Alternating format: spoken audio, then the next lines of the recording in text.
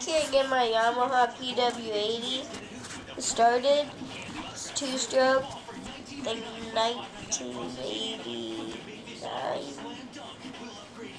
somewhere around there. But I can't get it to start, and I don't know why. So if you have any tips, ideas, or anything, list them down below, and like and subscribe.